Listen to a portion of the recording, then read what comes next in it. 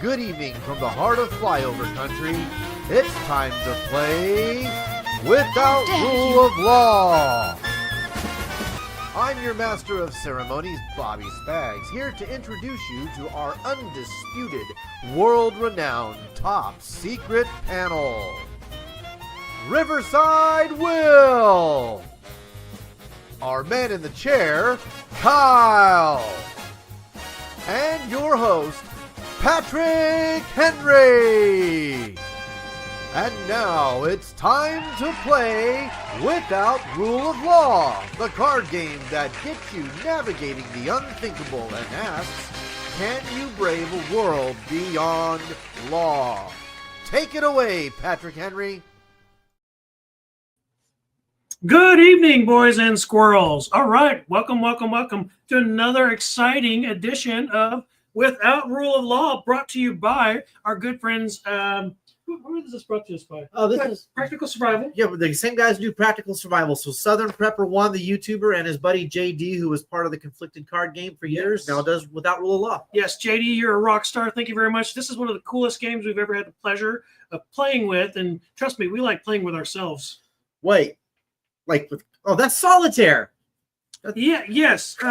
Anyways, ladies and gentlemen, thank you very, very much for joining us. Looks like there's a few of you trolling in. So I'd like to start. Let's bring in our mystery guests. We have a couple of really cool people this evening. Kyle, bring yourself in and then bring in the guests. Yes. Who do we got tonight? We got our man in the chair, Kyle. Hey. There's our buddy Kyle. Look at Kyle shaved his faux hawk, and tonight he's rocking the streamline look. So this is Kyle 2.0. I'm not a racist. He's just shaved his My hair. heart goes out to all of you, allegedly. Calm down, Elon. Calm down, I Elon. love you all. Jeez. You're going to love us. We've already devolved so far. All right. So anyways, beyond Kyle, who's not a skinhead, we have Riverside Will. Hey, What's Will. up? Oh, there's Will. He's definitely not a skinhead. Look at that luscious mane. No. Look at that. It's getting longer. It's getting Looks longer. like a little Viking. No, man. No, he's like a Jedi Padawan. He's Yes, like, there we go. he reminds me of like a young, oh my gosh, Obi-Wan Kenobi. Liam Oh, Neeson. good. I was about to Yeah, say Liam Anakin Neeson Skywalker. Liam Hopefully Neeson. not. So besides Will, we have a couple other cool mystery guests in the studio this evening. First, we're going to bring in, let's bring in Austin first. Austin, there you are. What's up, man? Okay, so Austin, let me give Austin a quick shout out. So Austin, he is the illustrious owner of the Gun Garage, Gun Shop, and Shooting Range in Topeka, Kansas. He is also a Combat Air Museum Young Aviators graduate. He is a K-State grad. He is a Naval aviator who flew a kick-ass EA-18G Growler. And he's flown over 20 other badass aircraft in his lifetime. So Austin, tell us something other than that cool stuff about you. Let's see here. I was one of the closest guys at one particular field to riding on the back of a bison at one point. Wow. It happened once. We had a place to be. We're like, let's try and ride this thing. Anyway, we ended up walking. Dude, you were literally that's the end of almost the story. the man on a buffalo. It was great. There's no question. It was What's an cooler? inspiration for all of us. Okay. What's cooler, trying to ride a buffalo or flying an F-18? I mean, the first time, I don't know, probably. Okay, qualifying airplane. questions. That's fair. That's fair. Yeah. So, did you ever like buzz the tower, Top Gun style? They don't. So it turns out that was in the movie, and it turns out that they don't like it when you do that. I mean, they didn't like it in the movie, but in the movie, you know, everybody kind of laughs and high fives and goes about their day. When you try it in real life, you're not high fiving at the end of it. You're looking at your resume thinking, I hope this guy can. Yeah, yay! I get to fly civilian aircraft now. Yay! Right on. Mel Gibson do a movie about that? I think so. Something like that. So, Austin, I hear there's a rumor you might be able to get some aviators to fly over one of the festivals coming up soon. Is that true, or is that just a rumor? I mean, which one are you talking? Oh, well, so I don't know if I can help, but I think I can show you. I can show you the way because Okay. yeah, they'll support that. they'll totally support, because it's not just college football games. I don't know if you're going to get, a 5 ship of B2s, right?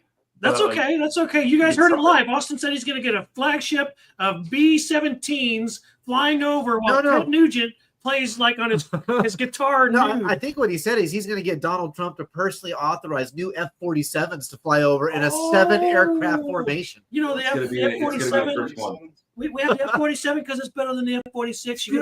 You're gonna love it. It's the greatest F-47 It ever. flies straight. It doesn't fly in the walls. Okay, all right. So moving on. We have another awesome guest. You guys just thought we were done. You thought we had the coolest people in the studio tonight. No.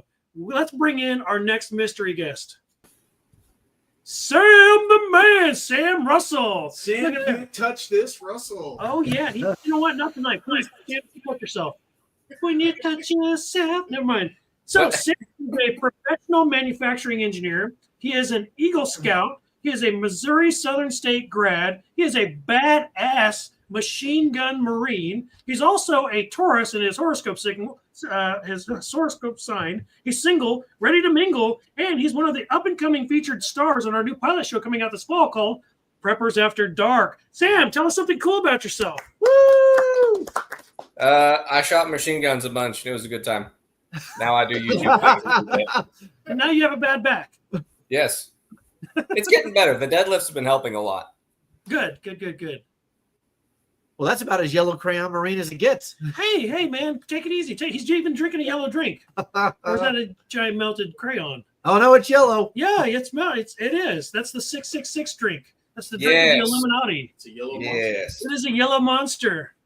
That's okay. So, Sam, tell us something cool about yourself besides you shot a bunch of machine guns. And you're an Eagle Scout. Yeah, I do the YouTube video stuff a little bit. I don't know how cool that is, but mostly talking about gear, surrounding just general stuff with the perspective of a guy that used to shoot machine guns a bunch. Nice. You got a guy named Trevor giving you a shout out there. Yes, I know Trevor. You know Trevor? Sometimes. Depends on what he says the rest of the show. He's disavowable the rest of the time. Did you give Trevor the one finger salute there? Is that what you did? Nah, Hey, Rich, how you doing tonight, buddy? What's up, Rich? All right, well. All right, so let's move into a little bit of house cleaning. Bobby, you got some cool stuff you want to tell the people at home? Let's go ahead and get over some of the stuff that just happened at our festival. Our festival just took place a couple of weeks ago out of Clinton Lake, as many of you know. For the first time, we broached 500 people. In fact, we hit about 565 people, 100 of which were children. Both of those are milestones for what we do out there at Midwest Preparedness. Yes, thank you, everyone. We're looking to continue to break that record, add more people, and get the good message of preparedness, homesteading, and self-sufficiency out to the masses. We had awesome speakers such as Joe Salatin, William Bond, Hakeem Anwar, Ginger Williams. Callie and Jesse were out there. So we had a lot of really good speakers, a lot of really good engagement, some of the biggest crowds of people we've ever seen out there. We had cars wrapped clean around that access road coming into the campground. It was huge. Yeah, it was huge. If you missed it, I'm sorry for you. It was a really good time. Scott Armstrong, the podcaster, was out there from the Rebunked podcast. Oh, and not least of all, we had the consortium from Caleb House out there. So we had Bear Independent, we had Pastor Joe Fox, who's from Viking Preparedness, and we had J.A. Dudley, a former MMA fighter. They all showed up, and we had a really, really good time. In fact, we were able to raise some money for Caleb House. So out of the proceeds of the ticket sales for the stuff that we gave away from the giveaway, we were able to give a check, a small portion of that over to Caleb House for supporting their good cause with hurricane relief, child recovery, and all that kind of stuff. So yeah, that's what happened. Yep. So speaking of William Bond, we're going to list him as our first sponsor of tonight's WROL. William Bond gave us a $5,000 plus. This is my T-shirt that supports William Bond. That's right. He gave us a $5,000 sponsorship towards a permaculture consultant here from anyone who wanted. You got the reference? And it was one of our local folks who won that. So he's going to be coming back out and doing a site survey and showing them how to make better use of their land. So big shout out to Permaculture Consultant. They're on YouTube. Make sure you go look them up and tell them thank you for coming out and supporting us. Here we have some banners for these really cool people in here somewhere. So we got look at there. We're supposed to play that earlier. Hey, look, it's the Gun Garage. Go to their website. It's really cool. Actually, sign up. They have a really cool shop. Really cool gun range. They have a gun range out there with all kind of neat stuff you can do. Austin's always leading some kind of ridiculously cool class in there. Like Austin does some YouTube stuff as well. Like Austin, you got a YouTube channel? Yeah, we do we do a little bit. Actually, we just shot a new video this morning. We're doing 3 this week. So we just started really trying to hit the gas on it. Love it. All right, well, good. That means you got to get us hooked up. Let's come on your show. We can stink it up. I mean, celebrate it up for you and do all those fun things. Cross-pollinate, as they say. Yep. We got Sam Russell here, Sam's channel here. Check out Sam's channel. Sam, he cosplays as the Mandarin from the Iron Man movies in his spare time. So go to his channel. He's got some really cool content there. Yep. But he does not like to draw his pistol on camera. You'll get in trouble for that. Yep. Okay, so moving right into it, we have this lovely session of WROL without rule of law. For those of you who have not seen this before, it is a classic game that deals with scenarios that you would typically find in the apocalypse. Like the general answer we get around the campfire every single season is what? Oh, the answer is I'd shoot him in the face. Yeah, generally shoot him in the face. But tonight, we're going to see Will snicker. Will gets it. We're going to try to refrain from that. We're going to try to use some creative, colorful language that Marines and naval aviators and the rest of us will resonate with. So let's get right into it. I'm going to start with a pretty easy one, okay? And Will, since you're the voice of reason, generally speaking, you tend to give us grounding, clarity. Let's start with you tonight, okay? Bad news for the rest group from the voice. So of reason. Will, That's a lie.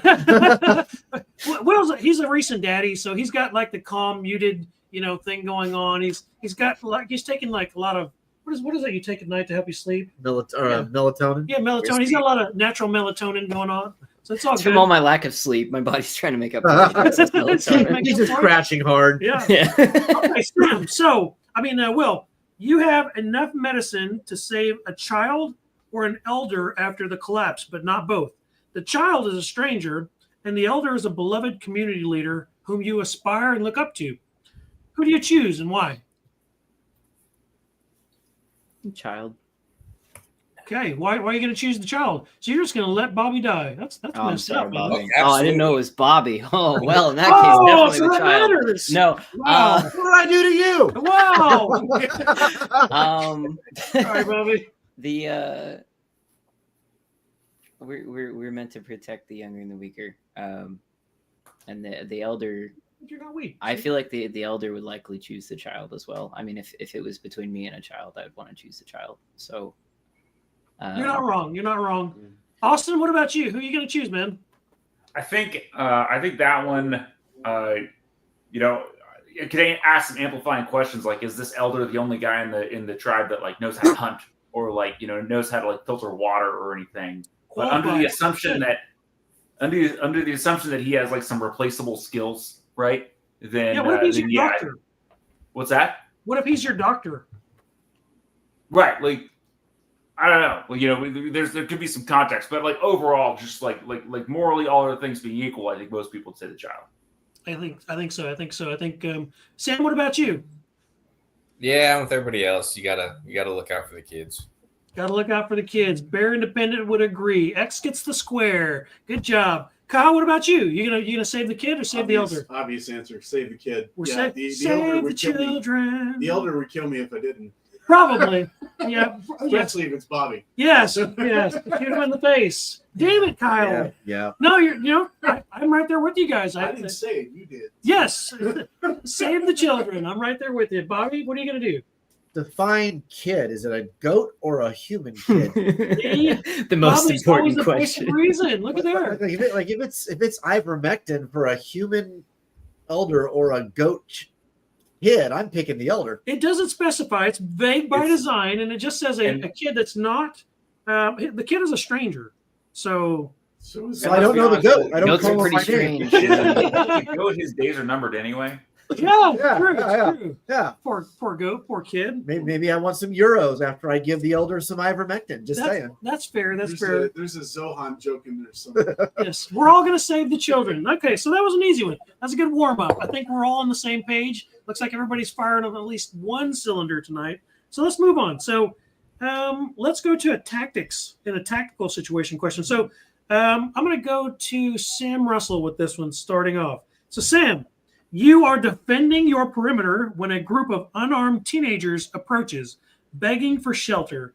They may be scouts for a raider gang. What is your protocol? What would you do? Say you don't have any direction from your leadership. You're in charge of making that decision on the ball. So what are you going to do? Group of teenagers, they appear unarmed.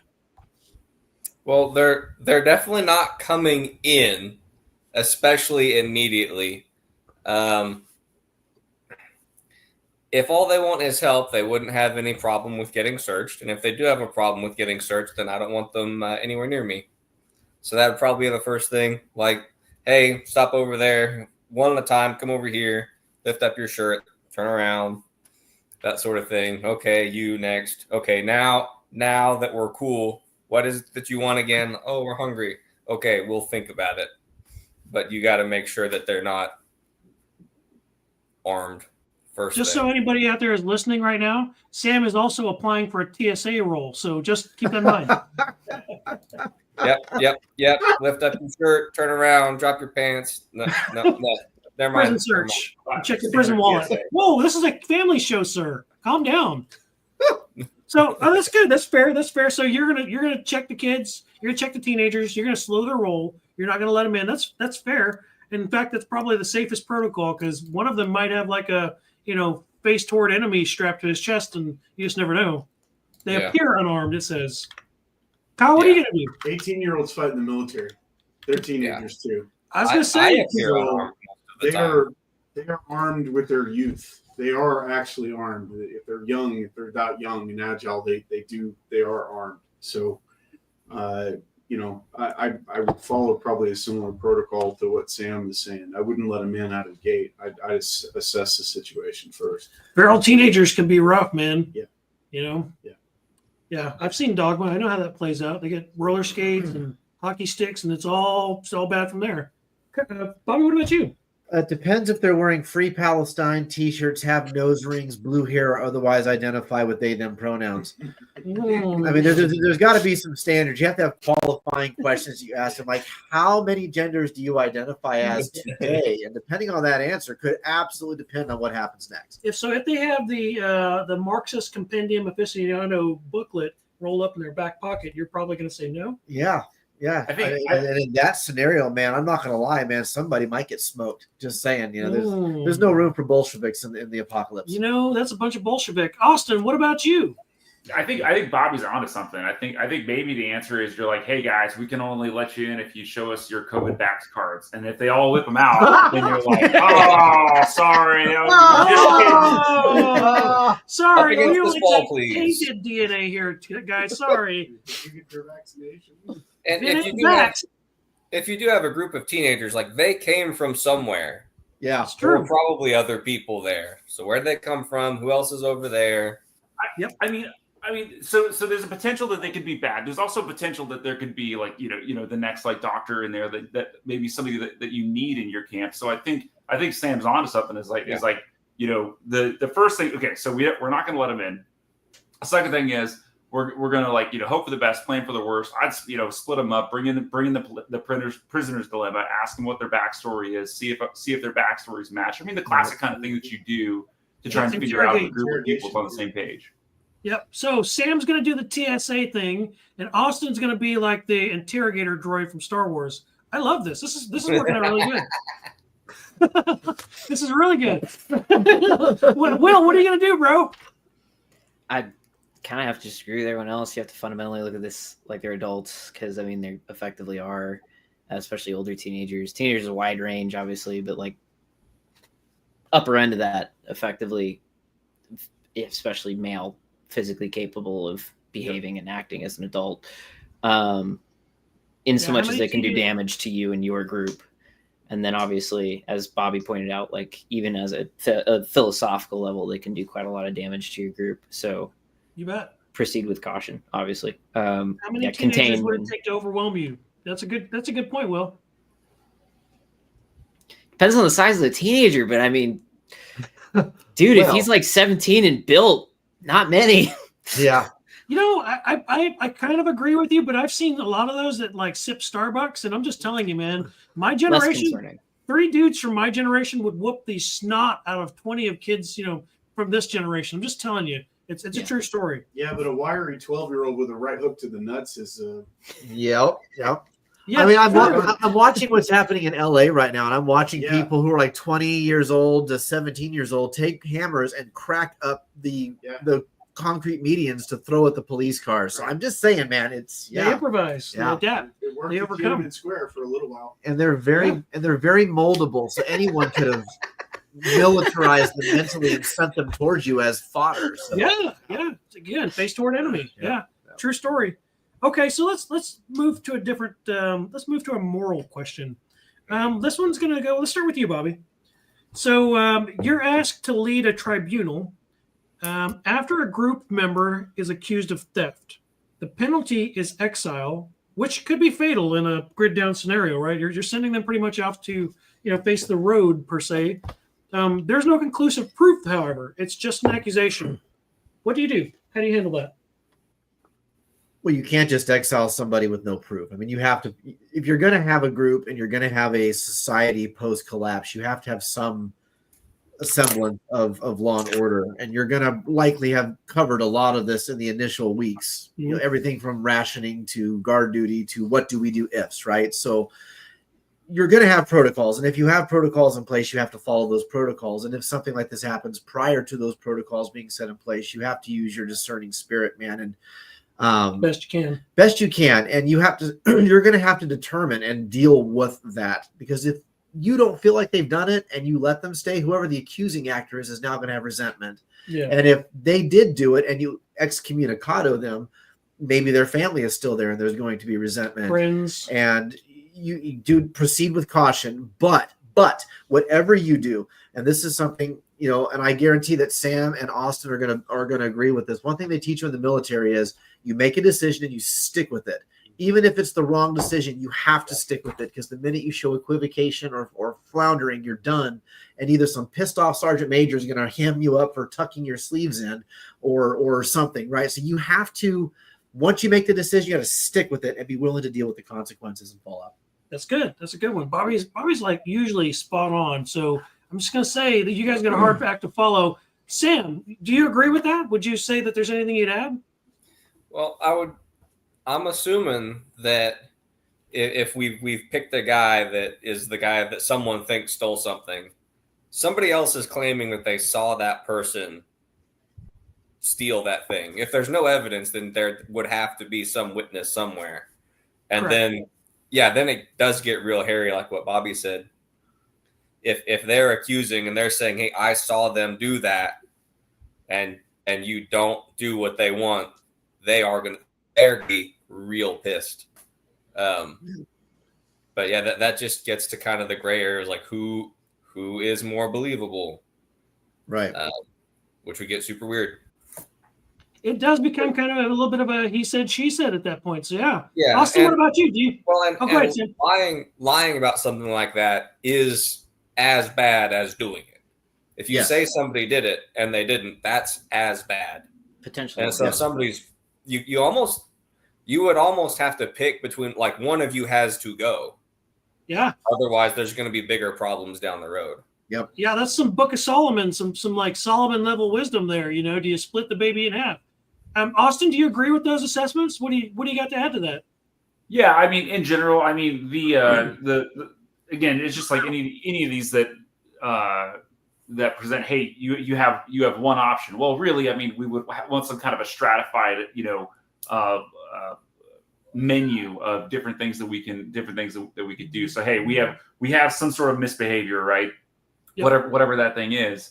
And it's like, okay, cool. If our only choice is this exile, which is a very, very dramatic thing, then then that's pretty tough. But if we have some sort of rule over this, then we have the authority to be like, okay, cool. We're not super sure about this, so we're not sure that exile is the right answer. But we also still have to send it the reason that we have the system is to send the message, right? To make sure that that the population understands what is and is not acceptable conduct, right?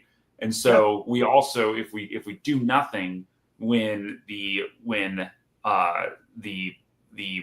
belief, if you will, the societal belief is that there's a guilty party, then the message that we send is that we tolerate it, right? So, I would submit that if you are unsure, if you have no proof, if there's conflicting evidence, then you have to follow the weight of the evidence, but you would also want to consider a punishment that not only matches the crime, but maybe matches the level of confidence you have in the crime. Does that make sense?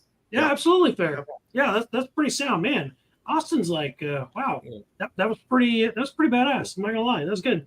Will, you got to follow that one up, man. That's a tough act. That's a tough nut to crack there. So we effectively have established there's two parties at hand outside of this kind of third party that is us. The two parties being the accuser and the accused, and then the issue at hand is can we really trust the accuser? Do we believe that the accused did what is being said of them? And then the kind of third floating question feels like, is the accuser, if this is untrue, are they acting out of spite? Are they acting out of malice? Or are they acting out of, I got a gut feeling about this guy and it's bad, right? Which that is another thing. If we're trying to kind of dissect where we make the decision, is going to have to be another consideration. We can't automatically assume oh, they're lying and it's out of malice. It could be I saw that guy over there and now the thing's missing and he was over there. I think he did it. Right. Yeah. I'm following what I saw, and I think it's reasonable to assume that he did it. Okay, well, now granted, if they're going, I know for a fact he did it. I saw him do it myself, and then we get proof that he didn't. That's different. But it seems right now we're dealing with a lot of unknowns and trying to establish what we're going to do about it. I think Austin's point about jumping straight to we're going to exile this dude seems a bit extreme, especially if we're very unsure, because we've created if he's innocent, we've for sure created an enemy at that point, right? And whoever may end up on his side of that dilemma may also end up being against us. So it's the indecision issue, I think, potentially is less, in my mind, less of a problem. Sitting there and going we're not entirely certain whether or not he did it, so we're not going to act on it now. But we as a community are acknowledging that maybe he did something and we should keep an eye on him. But we're also acknowledging we don't know whether or not he did it yet. So we're not going to jump straight to cutting off his hands or exiling him or something like that. Beautiful voice of reason, Will. That's beautiful. Kyle, what about you? Yeah, so a little bit of all that. I was just saying, man, you can't. It's hard to beat that, but I'll add a couple of points. So when you make a judgment, you're making a motion of clarity, providing clarity to a already confusing situation. And you're doing that for the accused, the accuser, and the public who are paying attention. So in the same way that Austin was saying that it basically sends a message to everyone else of what conduct is and is not acceptable, you're providing clarity in that situation. Yeah. So on top of that, exile being one extreme, doing nothing, or not exile, not punishment, is the other extreme. So you have to find a way to provide that balance in the middle. If you're a person that's a group or whatever that subscribes to the belief, as I do, that a truth eventually does surface. Yep. God brings everything to light eventually. Then it's a matter of research and diving into the investigation in order to get to the root of it. Out of the dark and into the light. Yes, and I would reserve judgment until such a time as weighing the accuser's intention versus the accused actions. I would wait until we had sufficient evidence, or there was a time to make that judgment call in order to do it. Very similar to Will's. So again, those are wonderful voices of reason. So Scott Harrison here, the Scott's out here. What's Scott telling us? So Scott says, anyone you exile will be a potential major problem in the future. That's true. Scott, you're driving that point home, man. But it's not just those you exile. It's the ones that are related to them or in their circle Allied with them that are not exiled. Those are the bigger threat, because at that point, people get sued all the time because they shoot someone in a home invasion. Someone's robbing their house, and the homeowner shoots them and kills them, and they get sued for excessive force. Civil liability all the time. Civil liability. Yeah. So there was a case down in Florida that actually just happened. They wrapped up. The family sued this elderly man because crazy stuff like that. But not rendering judgment hastily, not being too aggressive in that, also sends a message of clarity. Yep. Yeah. Agreed. Beautiful. Sam, I'm going to go to you with this next one. Since you're going to be up and coming featured presenter and participant in the Preppers After Dark later this fall, this one's right to the heart of what we're going at. So, a desperate mother offers herself in exchange for food for her children. Like you've never been faced with that one before, right? Do you feed them, turn her away, or bring them all into your group with limited resources? You can't take that deal. You can help, but you can't take that. I can't. I'm married happily, so just saying. Stuff like that gets super weird, super fast. Any situation like that is super easy. If you did take it, then you're opening yourself up to blackmail, extortion. That's no good. Yes. And now you got Monica Lewinsky's lipstick, all those bad things. No. So you just gonna go Nancy Reagan and just say no? Yeah. That seems like a situation where you're like, you help out a little bit and then like, please get away from me. Yeah. You did not have relations with that woman? No. Here's a sandwich. Go that way. That's fair. Now learn to make me one. I was hoping you'd say, here's bread, here's meat, here's no. She's not getting my meat. That's like the classic argument. When a woman comes at you with a knife, you present her with like mayo and like condiments, and she just naturally, her instincts kick in. Yeah. She makes you a sandwich. Barbecue, not tube steaks. Austin, what about you, man? Are you gonna help this lady out in more ways than one? What did you say, Austin? Yes, Austin. So again, like the premise is that our friend can only offer one service, which is probably not correct, right? So, right. Yes, I think that we could probably agree that accepting any level of prostitution, either yourself or it's fair, James. I'm surprised Sam didn't lead with that. Sorry, Austin. Or accepting any level of prostitution is probably not going to be the right answer for a couple of reasons. But there may be some other way for her or her family to contribute to then bring about the necessary resources, a way that doesn't look like prostitution. Okay, so. Right. Yeah. That's fair. Bobby, I know you're a married man. So this is going to be a no-brainer because Jenny would skin you alive. But What are you going to do? Simps ruin this country, man. If we get into a shit hits the fan situation, I'm going to judge the simp before I judge the prostitute. True story, bro. Simp men ruined this country. A bunch of pinkies out, Birkenstock wearing. I wear my flippy floppies to the beach types. Nah, man. The world will be won back in that scenario by strong men, and strong men don't simp. No. I would much rather take, like you said, the Arnold Schwarzenegger, hearing the lamenting of their women approach to the other approach. So if she's really that hungry to where she's offering that for her child to eat, I'm going to feed her child with my pistol on my hip and my rifle slung and watching her the whole time to see how she reacts to that. Yeah, Marcus is in here being the voice of reason. So your buddy Marcus is in here saying, again, what if he's single, kind of like, some other people, and maybe he's looking for a wife, and this is a test run. You ever seen a streetwalker? Okay, look. With kids. Look. Okay, look. You're probably not the first one. I'm going to assume that this scenario is going to be very similar to being deployed in the Middle East, of which I was. Yeah. I could not understand the level of don't give an F that some of these soldiers had over there to be willing to engage in the marital embrace with a stranger in that environment. You're sweaty, you're sandy, you're nasty, you're gross. No one's shaven.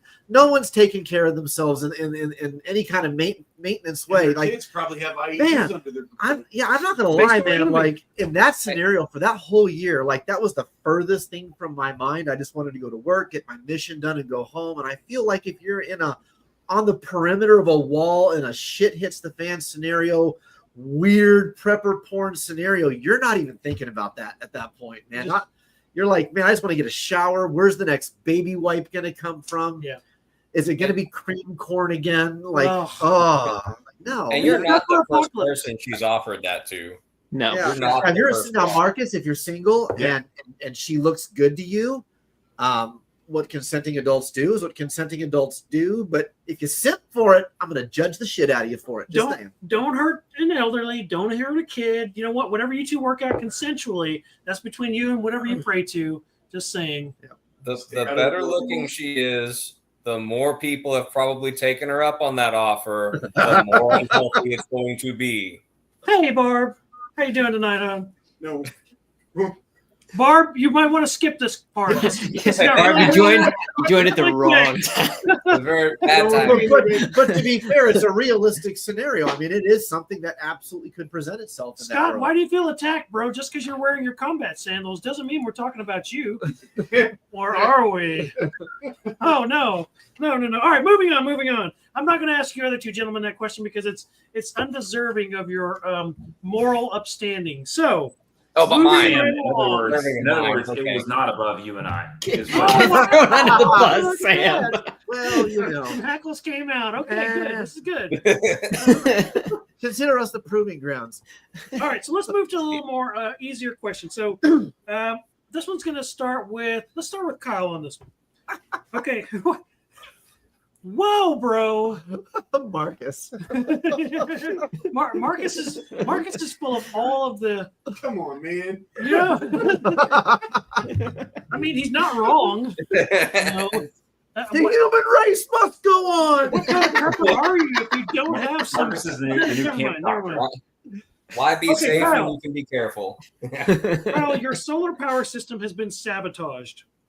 Evidence points to a member of your leadership team. How do you investigate and act without causing mutiny or paranoia? Ooh. This goes back to the other one we asked earlier. Now you have some proof, and it looks like someone on your So this is a question of how do you do that investigation? yes. It's like a deep dive into that. Yep. I mean, You don't have proof, but evidence seems to indicate a leader or someone in leadership sabotaged your solar equipment. I'm a person that needs context. So I would start by, the physical stuff, the geographical stuff. Were they there? Was it even possible that they were there? What's going on, prepared citizens? Anybody? There So he is. I would start with, are they there? Was it even possible that they were in that space, in that time when the damage occurred? Investigative journalism. Yes, exactly. I would dig there first. Based on answers from that, I would dig into, if I don't know the person, which if I'm in their group, I would hope that I do. But it would take some deeper investigation of, because something like that, it could be accidental or it could be pre-planned. If it was sabotage, it's pre-planned. And if it's pre-planned, they're not the only one that knew about it, because usually that kind of thing requires a cohort. So somebody's going to know. Somebody's going to talk. Somebody's going to talk to somebody else. I'll dig around the side, and I'll go find answers by everyone else involved. That's fair. That's fair. I like it. Sam, so let's ask your pooch the same question. Sam, what's your pooch's name? This is Jumbuck. you cut out. Jumbuck. Jumbuck, like Jim Buck, but Jum. Yes, it is Australian for sheep. Okay, sheepdog. Sounds like Yes, makes she's an sense. Australian shepherd, so I thought it was funny. So what about you, Sam? Evidence points to someone in leadership sabotaging your solar equipment. How do you handle going about investigating that without causing mutiny or paranoia? I think what Kyle said about working around and asking people that are adjacent to the issue, just don't directly ask what you want to know, but sort of leading questions or that start a conversation where they can lead themselves into talking about something, but you can't just start asking questions directly, not at first anyway. That's fair. That's fair. That's fair. This one's kind of a boring question. Let's go to something weird. You guys want to do something weird? Let's go to a weird question. I'd like to point out that mutiny can only happen on a naval vessel, and so there is no fear of mutiny on land. I like this. But what if you're on a ship? You know, what if Will, it's like Will, what do you think, Austin? Will, tell them about the rules of the sea. Oh yeah. Yeah. On land, it's called subversion. Just saying. Step you on your wanna touch local that one? road, and there could be mutiny. That's the short version. Arr! I'm going to throw the captain overboard. Arr! Why do you Austin, think you they're wanna touch that called one? islands? Man, where's Scott Let me Harrison? check the when I comments need him? real quick. Am I about to get sniped? Where are we? All right. Let's move to the weird one. Okay, so this is a weird one. I hope you guys don't freak out. Austin, I'm going to start with you on this one, okay? This is Good. probably going to get us all canceled. Okay, so bonus question. Elon Musk has revealed himself to be a lizard person. It's the lizard people! Lizard people. Yes! But Finally. We're not even an hour in. Called he it. offers you and your group a solar-powered, AI-controlled battle truck with full-on artillery in exchange for being a part of his echelon in the sanctuary that he's built. Do you accept your solar-powered AI lizard people AI-controlled vehicle? Solar-powered. So okay. So the cost of accepting my much needed equipment is that I have to go be a part of the lizard people circle. You have to go serve the lizard people as like an avant-garde. You're now the Praetorian. Oh, well, okay. So if this is, let's say, if this is a position of service for our lizard kings, then Yes. I would say that the entire purpose of the camp is to like not be in service to, any sort of like let's just say unworthy king. So whether it be a lizard or somebody else. So no, I would say keep your truck and buckle up. That's fair. That's fair. So Austin is going to go full on Conan the Barbarian. He's going to reject, your AI powered lizard people truck. That's fair. So what about you? So you're used to those up armored vehicles, Sam. What are you going to do? You're going to take the heavily armored, artillery ridden, AI powered solar truck? What part of the truck is AI powered? Oh, good question. You know what? It doesn't say. It just says AI controlled battle truck. So like AI operates your weapon systems. I don't know. It doesn't specify. It's just like a onboard AI.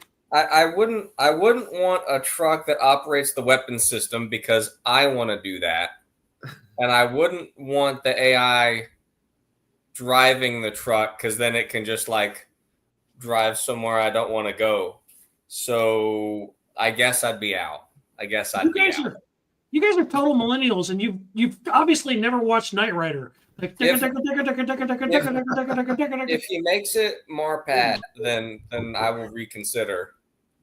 all right, that's fair. So the combat cock version, you'd take that? Yes.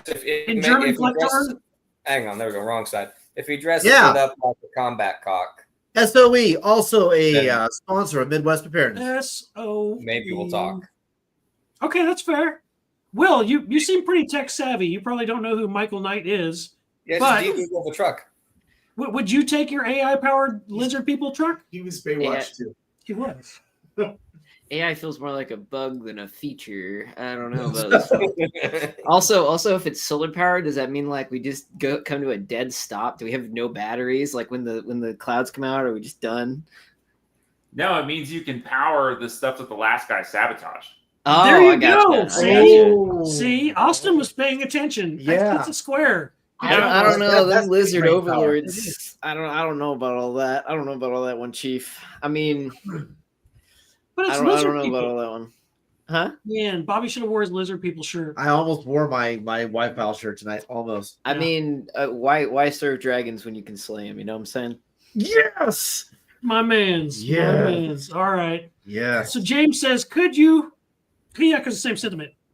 Could you ever trust a truck, trust an AI-controlled truck? I mean, I don't know. I used to love, the Knight Rider TV show. It was pretty cool. Like But you loved it because it was fiction. it was technically it was a Trans Am, but yeah, fiction's cool too. I mean, somebody watching this has a Cybertruck, right? Right. And so we opened a whole can of worms right there. Those Cybertrucks do tend to ignite and burn themselves down and kill like the dude that didn't No. shoot himself. That's mostly peaceful protests. That's true. It's true. It's a true story. It's a DeLorean. Or it love could just drive off a bridge. Sam, I have a very, very specific question. Actually, let's go to Austin. This is a very specific question for Austin. So, Austin, in the apocalypse, you have acquired a functioning but outdated aircraft, and you fitted it with limited weaponry. Do you use it as a deterrent, a scout vehicle, or a last resort strike option? And how do you keep it secure? Oh man. So yeah, big can of worms on that one. So I think you've only got one thing, right? So sitting there saying that my Air Force of one is going to act as a deterrent is probably a bad assumption, right? And it's going to, especially if you're using it in any kind of an offensive role, then you're that keeping it secure part is going to get harder and harder. So I'd say it's definitely not used for that. Yeah. So no, it's probably more of a scout vehicle that you could also use. I think you can double tap it as your last resort thing too. But it's mostly gonna be used for scouting, for reconnaissance, for intel, things like that. You're probably gonna be using it for some kind of IO operations, things like that. And then keeping it secure is going to be done by an extremely. So this is a unique piece, right? So keeping it secure is going to be is only going to be done by a very small cadre, right? Of inner circle trusted people, and even that, it kind of goes to Sam's point earlier of if you understand how important this trust is, then you don't really mind having a check system on that trust. So you do something like everybody, two-person integrity, and the watches get drawn at random, so you don't know who you're going to be with, and stuff like that. So you create you make it hard if there is someone who's looking to sabotage or steal or whatever. You make it very challenging for that event to happen. Yep. I like it. That was some intelligent, reasonable answering there, and you did not say shoot him in the face. Big brain power. Yeah, you said that. I've been proud. I was like, fine, I won't say that. Thank you, Austin. He understood the assignment. You did. He totally understood the assignment. All right, let's go to a very Sam specific question. Sam, this is going to resonate with the heart of everything that you are, were, and are going to be. Shoot him in the face. Oh, it's very close. That's actually an acceptable answer. But let's get the question out first. Shoot him in the So, you, my friend, have found yourself as the guard of a complex. After the apocalypse, you have a single belt-fed M240 Bravo, a tripod, and 400 rounds only. Your mission is to defend an elevated ridge from an unknown-sized force. The terrain favors you, but you must think like an engineer. What's your fire plan, And how do you conserve ammo over time to suppress this oncoming force? Fire 2 blasts in the air. All right, you got to step out on your patio. Put all the tracers at the beginning so the bad guys see them and maybe it scares them away. You just want to Okay. No, I'm sorry, Sam. I'm sorry, dude. No, you're good. That's funny. You said complex and ridge. Am I at the complex or am I at the ridge? Complex. So you've been assigned to defend the complex. You're on an elevated position, elevated ridge, and you're defending the position from an unknown sized force. Okay, so I'm not in the complex. I'm off to the side. You're off to the side of the complex. Or in front of it. Or in front of it, defending from an elevated position. Okay, so machine guns, you generally want them covering the man. I can't remember any of the terms right now. Avenues of approach. You got to pick your main avenue of approach. That's where your gun is going to go. Ideally, you would have 2 of them. They're supposed to work in pairs, but if you've only got one, you'd probably want. If you've only got one, you'd want a team of at least probably 8 around the gun. So a gunner, a team leader. You almost wouldn't even need an ammo bearer, but one of those guys, and then everybody else is security. And cover your main road. I like it. That's the thing to do. That is thinking like an engineer and machine gunner. That's good. That's a fantastic answer. Let's see here. Dracula style. Ooh, all right. Yeah, heads on pikes. I think Scott said that too. Yes. Scott said basically you're just going to lay waste, lay hate, and let the belt-fed fun just let it do its thing. Yeah. Feel that freedom ring. One more thing I'd add. I'd want to be, if we're up on a ridge, I would want to be on the side toward whatever it is I'm defending by at least a little bit. So if someone is coming down that main road, you've got your scouts that can see over the top of the hill, your gun's pulled back a little ways. So if you do need to use it, they don't know it's there until you bump it up and then go to work. That's beautiful. Let's pivot. This will be a group question. So we're going to start with Will. Let's go back to Will. Will, this is a good one. This is a fantastic one. You're going to love this question. It's the greatest question ever. Everybody says this question is really, really good. You just got to trust in the question. All right, Will. A hostile power launches a Red Dawn-style airborne invasion over the Midwest. You, my friend, have found yourself in command of resistance in your county. What's your first 72-hour plan for your group? Red Dawn, Wolverines, baby. Oh yeah, Wolverines. Ooh. But not China because they pay for our movies. Wait, we have to edit that out. Yeah. Sorry. Yeah, cut that. Yeah, it was corporate overlords. Cut that.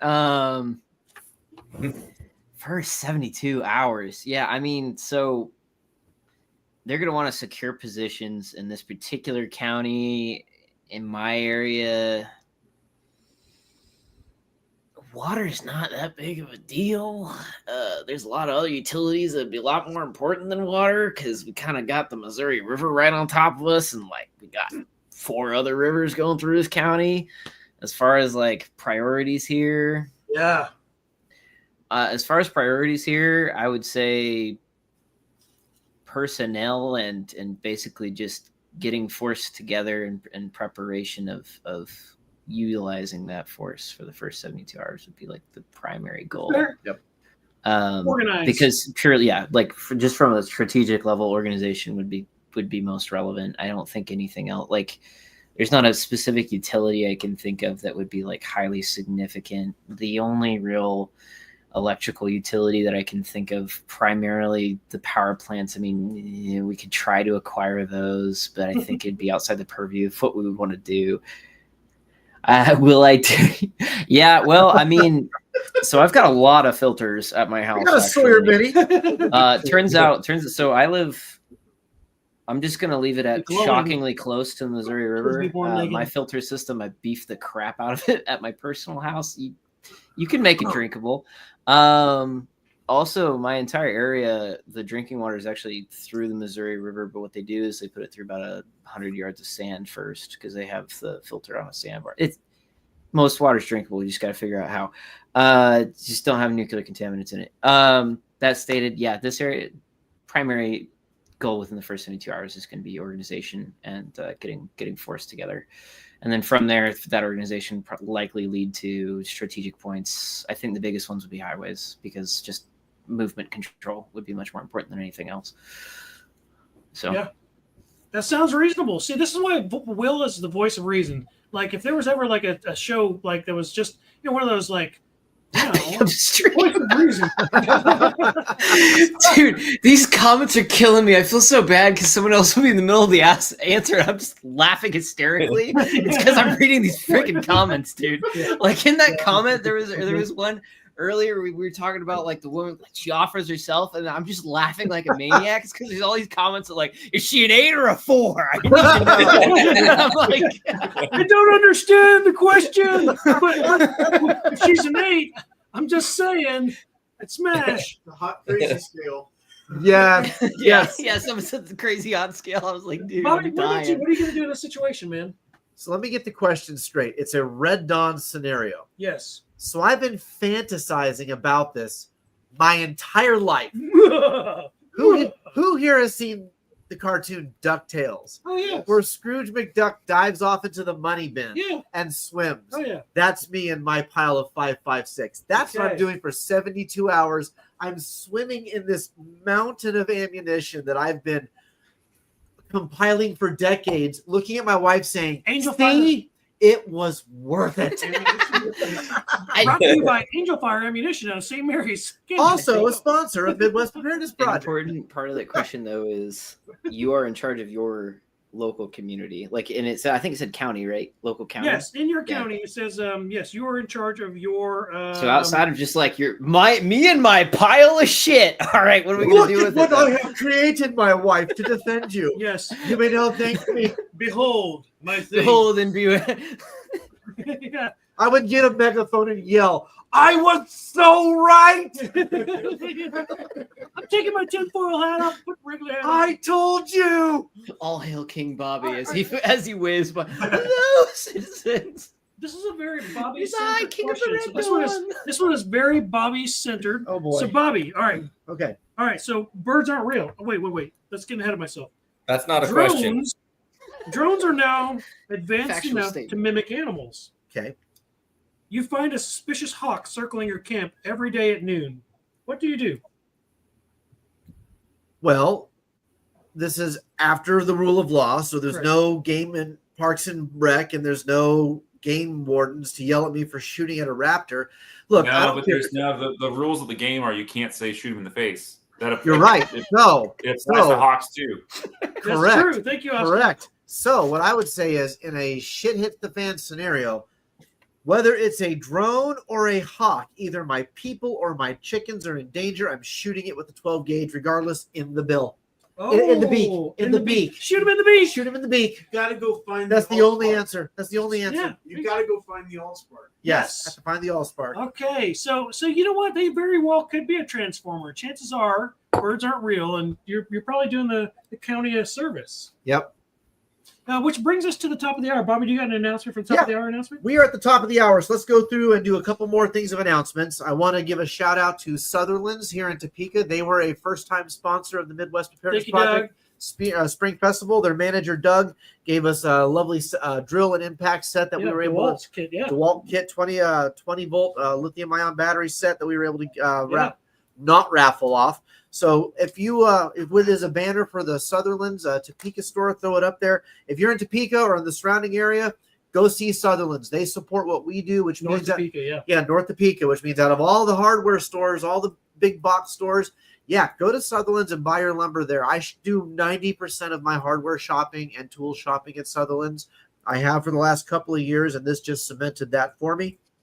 And I also want to give a shout out to our yellow vesters who helped us at this last Midwest Preparedness Project. We had quite the crew. We've been diversified quite a ways. It used to be Patrick and I, and now we have Patrick and I and Kyle. Kyle was our operations manager. He was a yellow vester this go around. Christy, who runs our children's events, Kevin, who runs our security, Todd, who runs our PA and mic system, Michael Staus, who does our radio comms and interfaces with fire and medical, Jonathan, who runs our the culinary side of things and facilitates the chauffeur driver for potluck. Mr. Salatin. And he was the driver for Joe Salatin, our VIP speaker all week. Thank you, Jonathan. Matt was all around utility tool for us. He went and got the sheep that we used for the class. He helped put up the tent. He ran things all weekend long. And then Jessica, our medical officer. So to the Yellow Vesters, huge thank you, huge round of applause. You guys made this past weekend possible. And then, of course, I couldn't be remiss if I didn't bring up the front. Thank God for the front ticket sales. You took that off my plate. So to Tara, Jenny, Jamie, and Laura, who ran that ticket booth so that I didn't have to destroy my feet by Thursday, thank you so much for going and doing the things you did. Many hands make light work, and thank you all, one and all. You guys are awesome. You are the heart and the beat of what happens at the Midwest Preparedness Project Festival. And if you've not seen one, go to our YouTube channel. You can check that out. It's just Midwest Preparedness Project. All of the classes now, all of the classes have been posted. All the classes have been posted. Yep. All of the classes are now on our YouTube channel, so you can go in there and check anything. If you missed it, shame on you. But good news is it's there, and you can go watch Composting by William Bond. You can watch Cryptocurrency stuff by Hakeem Amwar, Yes. from Above Phone, all the stuff. all the things. You can listen to Poor Ginger. Oh, God, I love Ginger Williams. She's from Sweet Boutique. Another sponsor of the Midwest Preparedness Project, by the way. Freeze-dried fruits, food, snacks, and candies. But, man, she was on her way to a family vacation. Literally was leaving the state of Kansas to go to Montana. Stopped at Midwest Preparedness Project on Friday morning. Got out, had no voice, and powered through an hour class on food preservation. And then her and her husband drove all the way to Montana. Like, they literally took time out of their day to come and do that presentation. So huge shout out to them. Yes, thank you. James, you're welcome, sir. You should have been there, been square. That means you're square because you weren't there. But you're most welcome, my friend. Okay, so getting back to some weird questions. So we did the birds mimic animals. Yeah. Shoot him in the bill. Shoot him in the bill. Or the beak, whatever. Okay, let's go to Austin. Austin, this one's a good one for you. Let's go with this one. So, number 47. President number 47. How do you do that? Look, it's the biggest wall. It's the greatest wall. It's going to be the best wall. Everybody knows it. Your mother knows it because I know your mother, Connolly, and they're going to pay for it. All that. Yes, that guy. So we won't say his name. We don't want to get canceled. But that guy, okay, he appears on an emergency TV claiming he's the head of a new shadow government. Go figure. Wow. Who'd have thunk it? He offers you, Austin, he offers you the title of Regional Air Marshal. Do you accept it and enforce his rule, Air Marshal Austin? You get command over the entire Midwest Air Force arsenal. Which we determined in an earlier question was an airplane that I already had. So really, So what this is? Damn. Is, Hey, Matt. This is brother. Instead of the Doge, does that make you the dope? Oh, wow, Austin. Wow. Are the B2s still at Whiteman? Are the B2s still at Whiteman? I mean, maybe. They probably don't have any naval aviator stuff here in the Midwest. But so what are you going to do? Are you going to take the How about that? We're done, folks. Can't top that one. Good night, everybody. So fundamentally we know that civilization now exists in the form of small tribes that may or may not get along, and everything else we've been talking about today is these series of trust issues and societal issues. So now the question is, ostensibly somebody is trying to then bring all of these tribes back under one umbrella. So is it going to be something, do you believe it, right? Is that's actually real? And if it is real, then is it something that you're willing to do? And so I think that, that certainly the question is it a leader? Is it an umbrella that you want to fall under? Which in this case, I'd say it's probably better than most other things that we're going to get offered.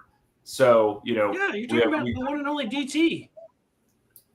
I think we can solidly say it's probably better than anything than most other things we're going to get offered. So, if you're just thinking little Lindsey Graham, comes up and he's like, guys, I'm taking over. It's like, all right, man, maybe we need to chat about this. How dare you?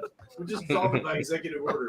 I like where your head's at. Oh, like wow. Mitt Romney offering you the same role. Maybe not.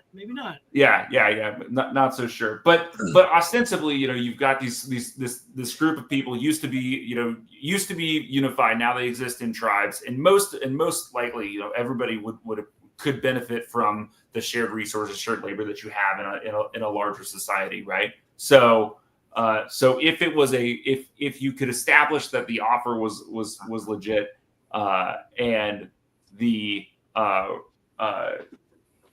and that it was something a umbrella you wanted to fall under, then yeah, sure, I'd say so. So you're going to be the Air Marshal Austin. I like it.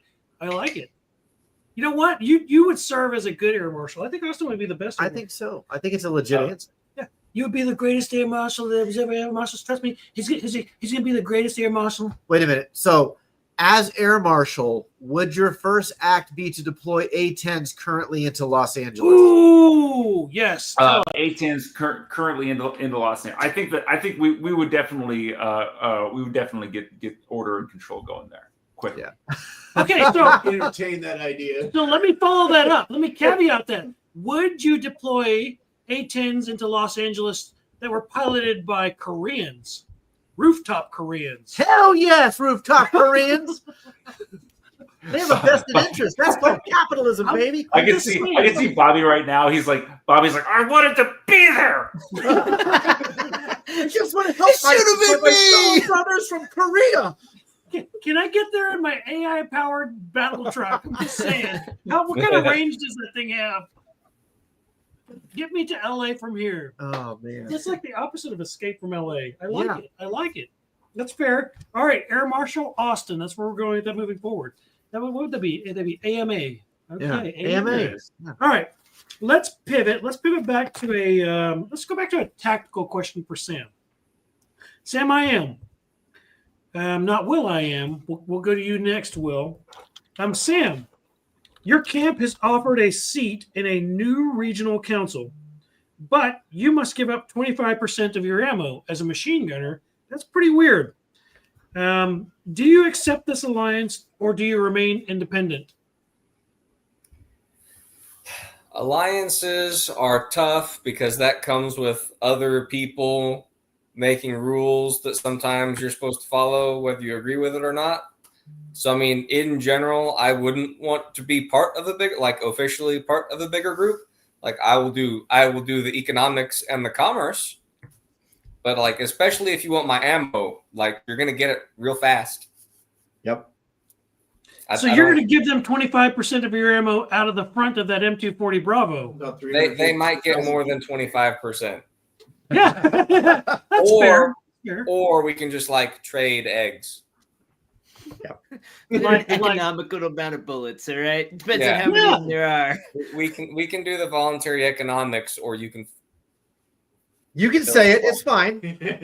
You can fuck off. Yep. Yeah, there we go. Our first. Woo!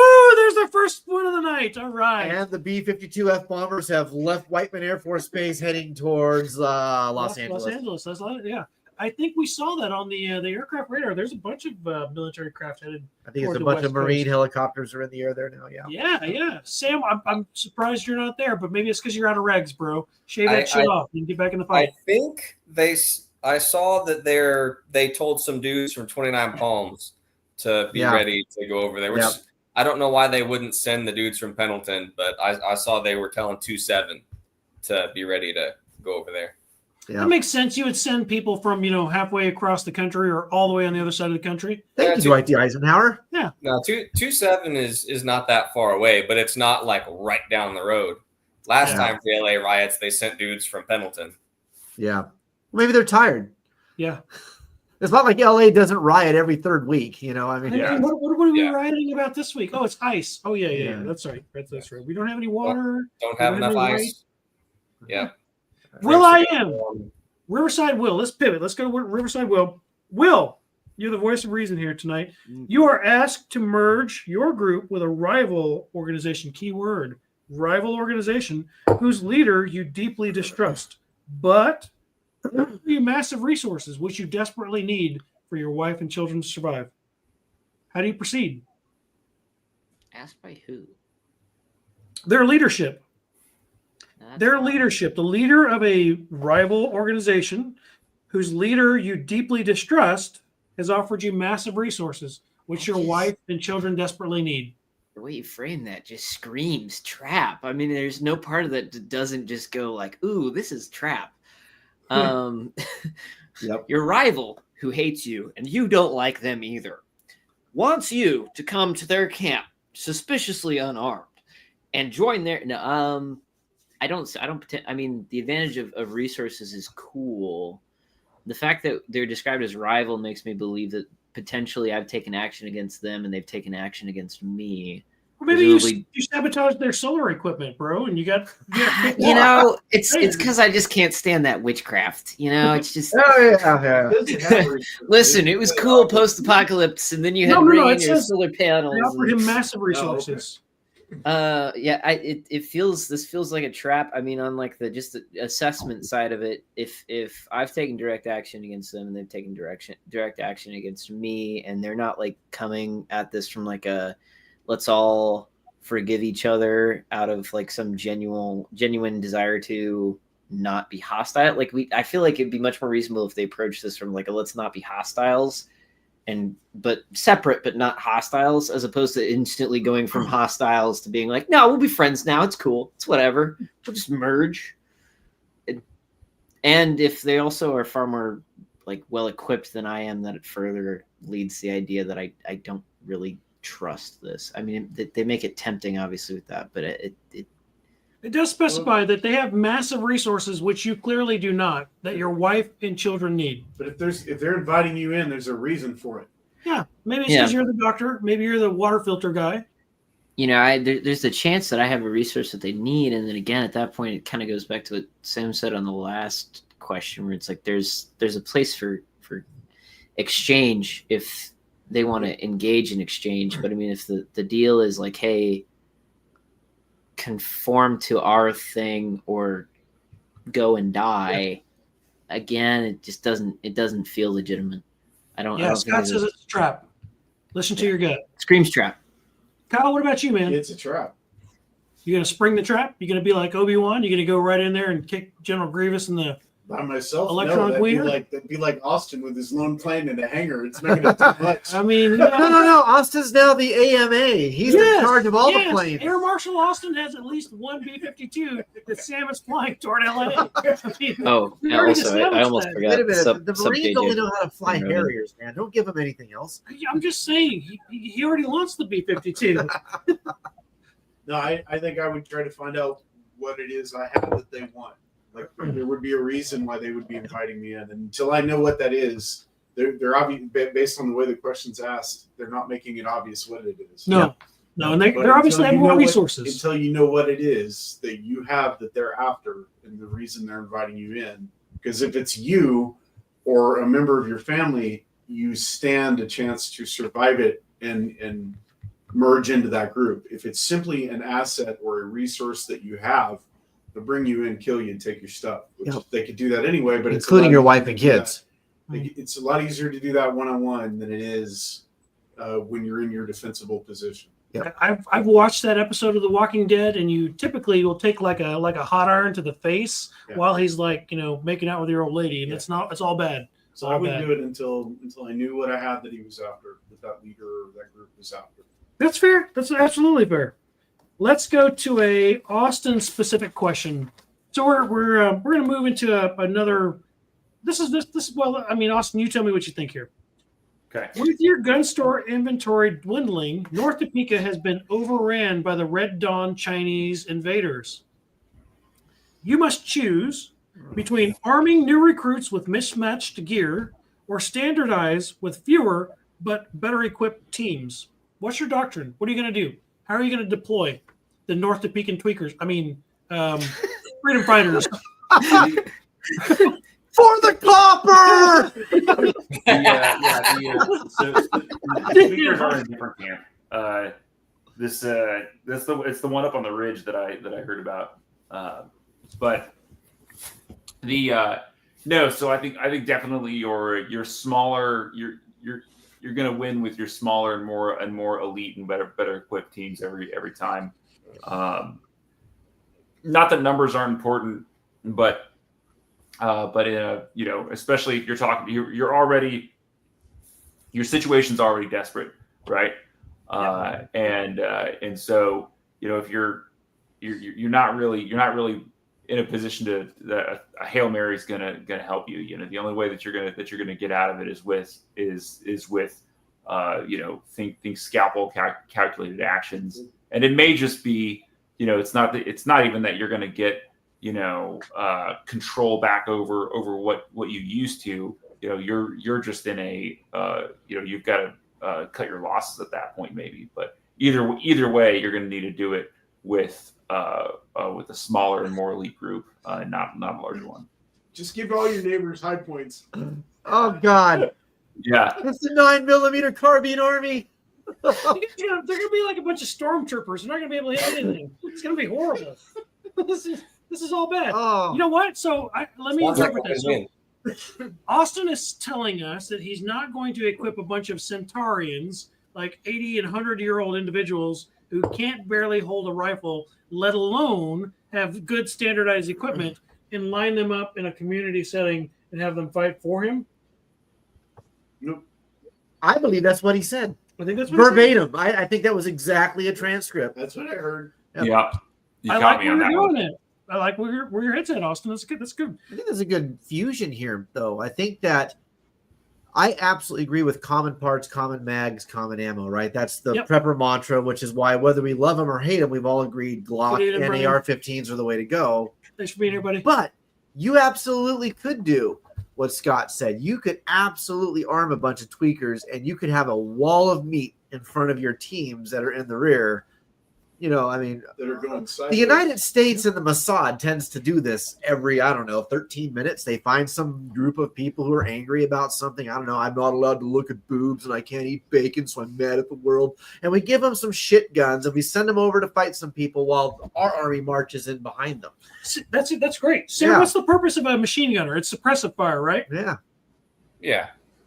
So in the same respect, you have this army of tweakers with high points, like Scott said, they're actively acting as suppressive fire, while Austin's really well-equipped team is pulling a rope-a-dope, going around to the rear, and now inserting their TSA air marshal goodness. Well, no, they're already at the rear. Yeah. Yeah, well, they are already there by the time the wall. Think about it. It's like the movie 300, right? Yes, exactly. The Phoenicians show up and say, "We want to fight with you against the Turks," basically, and they're unorganized. They're loud, they're noisy, but they're effective because we can come in as the 300 and kill everything that they're distracting. That's right. I think Scott's got me on this one. So, okay, thank you, Scott. And by the way, Scott has been on here before. Scott's a WROL veteran. He's alumni. Yes, he's alumni. He's a veteran of this. So Scott understands shoot him in the face. It's the ultimate answer. But thank you very much for weighing in there, Scott. Let's go to a Bobby question. Nope. Okay, Bobby. Yes. So China has launched an EMP wave that takes down most of the country. Okay. You have about 10 minutes before the blackout hits your area. You are in charge of your group currently. Okay. What do you charge, prep, or message to your loved ones before the grid dies? What are you doing? What's your protocol? EMP, powers are going to die in 10 minutes. I think I'd be more in shock of anything that I've actually got 10 minutes. Like if an EMP happens and I have 10 minutes to message anything, it's the slowest burn EMP of all time, at which point I'm probably going to type, "What the fuck?" before the lights go out, because I'll be like, WTF, what created the slowest EMP of all time right at the time to say anything? No, if an EMP is coming, man, you got to have protocols ahead. You have to have stuff in place ahead of time, because the minute we pampered, privileged Western people no longer have these, we, as a general rule, will have no clue how to exist in society. If you can't pick up your cell phone, if you can't get on your laptop, if you can't get on your tablet or your iPad or whatever, you're not going to know what to do. So hopefully you've been doing something long before then to prepare for the fact that, well, I might need a signal mirror or some smoke signals or a Baofeng or, a UVR radio of some sort, right? Hopefully you had something in place because, again, what the hell is going to cause a 10-minute delay EMP? That is the weirdest. Man, I hope that if an EMP happens, I hope I have 10 minutes. My guess is that some kind of satellite-directed EMP weaponry where they can specify a targeted zone and then zap it. It's not like your traditional bursting. So it's not going to be over the center of the U.S. No. You're basically looking at like a space-based satellite generated EMP that is target specific. Okay. Well, from my house, then the easy answer is I can get to Austin's store in 10 minutes. So I'm showing up and saying, "Dude, give me an airplane." Ooh, put me in an A-10. You were commissioned. I was non-commissioned. What are your orders, sir? Let's go do this thing. Air Marshal Austin. You let you shoot. Yeah. Hey, wait. Air Marshal Austin, just so you understand, Bobby is a copper smelter. He has an affinity for copper, so just be careful. Your air conditioning units are at risk. I'm just saying. Yeah, but I can also make a bunch of copper coins that he can then pay the tweakers to take the 9mm high points and go to war for him. It's like a Roman coin, but Austin gets to pay his people in the AMA to be like, go forth and use the high point. Here's 1 round of ammo. Your buddy over here gets an extra magazine. Go forth and conquer. I like my children. And the hilarious thing is like the Glock guys are still going to be hating on SIGs. Oh, well, yeah. I don't want to shoot my leg off by putting in a holster. Just saying. Yeah. And it's like, bro, it's like it's game day. Like, shut up. Well, until all the federal agencies go to SIG, I'm sticking with Glock because I can take your stuff and use it in my gun. They've been pepper porning over this for years. Yeah. I'll tell you, the minute Glock is good enough. It's literally the GED of handguns, right? Like it's a Honda Civic. It's a Honda Civic. It runs. It does exactly what you want it to do. The minute the Army went to the 320, I started to get excited. I was like, ooh, maybe we're going to start seeing a shift. Maybe we're going to see the market move a little bit. Maybe SIGs won't be ridiculously priced anymore because they're going to get all the No, not happening. No, it's game over. Damn, but yeah, I would love anything but a Beretta 92. That's all I got to say. Your hammer doesn't need to be Gucci'd out. Yeah, exactly. Not anymore. Not anymore. All right. So you missed your chance, Bobby. 10 minutes left. Crazy stuff in the group chat. That's all you got to do. Just the craziest thing you could think of in the group chat. Now you all over the place. If everybody's about to go out, it's time to go in the group chat and be like, "Hey guys." Thing, and I'm like, "Oh well, Austin, you didn't know that, but you were pushing his hot button. Oh no! Oh, talk about cream corn next. Oh God, cream corn! If you have cream corn in your bunker, Kyle, for the win. We cannot do trade. Just saying. Do you do torture tests with cream corn in your Glocks? We need to do that. It's smoking and it smells like ass. This is gonna happen. Oh, it smelled like that before. Okay. Let's go to Sam. Sam, this is a Sam specific question. Okay. All right, my friend. You are in charge of designing a fortified bottleneck leading into your community. So instead of being placed on the hill with your M240 Bravo, now you've got this chance to, what did you call it earlier? You called it a lane of fire, or what'd you call that? You're talking about the roads? Yep. Avenues of approach. Avenues of approach. Okay. Avenues of approach. Yep. Main supply route, maybe. You're in charge of designing a fortified bottleneck leading into your community. You have limited concrete, rebar, sandbags, etc., because the meth head stole all the rest of the copper. Using both your infantry experience and process flow knowledge, how do you design a choke point that maximizes defense with minimal manpower? Because it's just you, bro. I mean, process flow power. That's crazy. I know. He's an engineer. Yeah, drop a few trees. I mean, like the standard kind of checkpoints was having some sort of warning, a way out, like, hey, checkpoint ahead, like, don't come over here. And then at some point you want something to slow down vehicles. So I mean, normally you'd use the big concrete barrier things, but if you can drop a tree that's even, a foot across, that's going to be enough that somebody's not going to want to run over that. And just drop a few of those staggering, so cars have to zigzag. If somebody's coming in on foot, that's not really much to hide behind. I mean, that's probably the first thing I would do. Just start dropping trees and figure out where to put those things. I love it. So you're going to create paths of and keep the heavy stuff go. like right where I'm at, stuff that I can hide behind, and then just like down trees. It's primitive animal, small game trapping scaled up.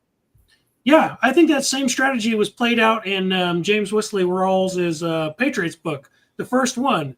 They were obviously retreating from blue hats, and they were doing that. They were felling trees and slowing them down, and while a sniper was taking out officers at the same time. Yep.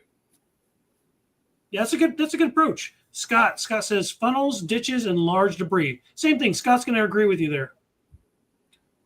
Turtle Wolfpack says properly placed caltrops stop vehicles and people. Yep, I love caltraps. That's my language. See, somebody there. I'm a metal smelter. That might be something I start mass producing. Snapping turtles. We should do that. We should start building caltraps. You know what? We could do it. To the TSA handlers there that Sam is applying to, we are not going to sneak those onto Air Marshal Austin's flights anytime soon. So please do not be looking at any of our crevices for those. We will not be handing them. Oh God!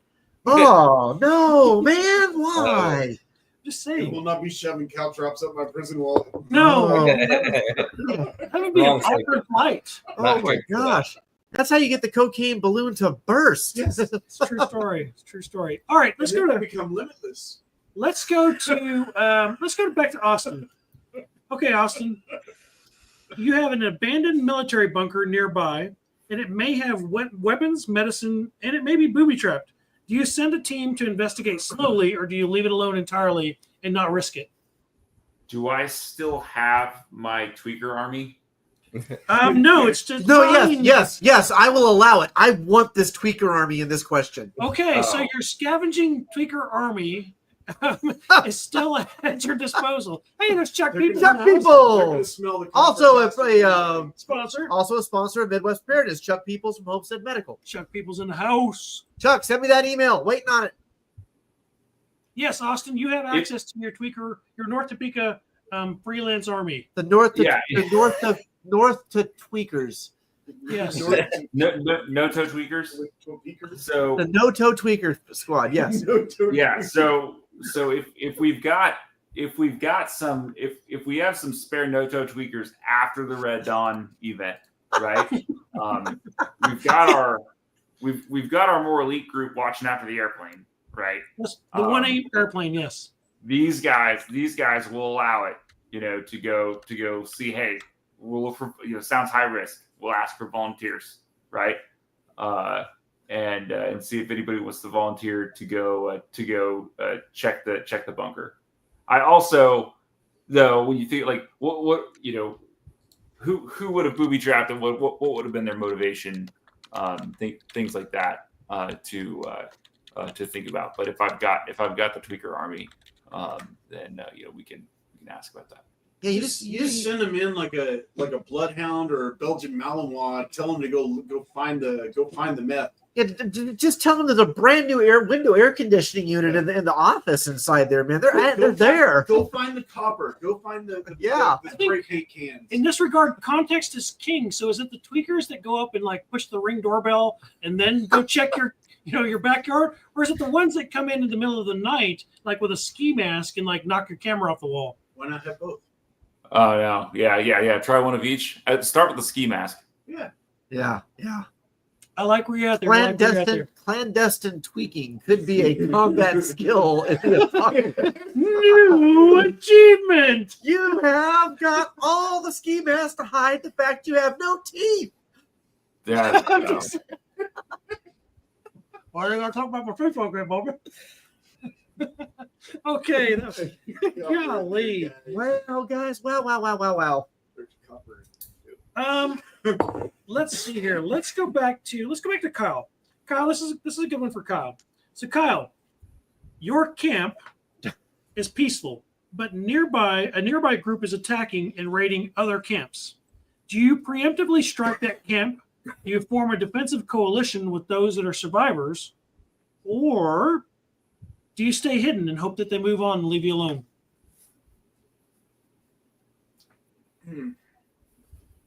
So defensive in your camp position, hide or go get them. You strike first. Do you form a coalition with the survivors, or do you hide and hope they leave you alone? Do you I would gather together. I would gather everybody together, and I would probably want to build like a strike force out of that group, and then use stealth an opportunity to go take them out. So you're not going to go all in, Frank, and hide in the walls? No. It seems like it depends on how big they are, how big we are. If you don't know the numbers, sometimes surgery is better than. But it specifies very clearly your camp currently is peaceful. Mm-hmm. Not that you're not capable of defending yourselves. That's just peaceful. It. Peaceful is By choice. Peaceful is a choice for dangerous men. Bingo. Yes. And there is a time to be dangerous. And if they're that close to you, you might not have a choice. You might have to risk it all and go eradicate the cancer so that the 10 people of your camp who survive that encounter can live peacefully, continuously. Exactly. Sam Russell. Pray for peace, but prepare for war. My man. Parabellum. Yep. Sam Russell, what are you going to do in that situation, brother? Can you give me the whole question again? Yes. So your current camp that you are a part of right now is peaceful, but a nearby group is attacking and raiding other areas. Do you preemptively strike? Do you go attack them now while they're recuperating, they're partying, they're libating over their last horde raid? Do you form a defensive coalition with survivors from other camps, or do you stay hidden and hope that they move on? I mean, staying hidden is probably not going to work. If somebody's raiding, they'll get to you eventually. Survivors in the crowd tonight? If I could gather up some good people from the other areas and get together and have a group to go hit them at 2 a.m, when everybody, night after a raid, everybody's probably partying, maybe they're all drunk, hit them at 2 a.m. Seems like a good time. I like it. I like where your head's at. Yeah. Don't bring everybody. You don't want to bring everybody. Nope. No. Bring your best. But get them while they're tweaking. So you're taking that elite squad that Austin outfitted with his higher end equipment, and you're going in there like Praetorians, and you're doing a surgical insertion. Right. And you do need an inner co-warden for anybody that's trying to run off. So you need the I don't want to say the mid-tier guys, but you need some people on the outside, like, hey, dudes, if we're going to go in this way, dudes are going to run that way. So we need people on the other side to sweep those guys up when they're on their way out. I like it. Inner and outer cordons. Some cleanup. Austin, what about you, man? You got some thoughts you want to weigh in on that one? No, I don't really have a whole lot to add. I was kind of following along, and Sam pretty much cleared that one up. I think it sounds to me like staying, trying to stay peaceful is only going to last so long, right?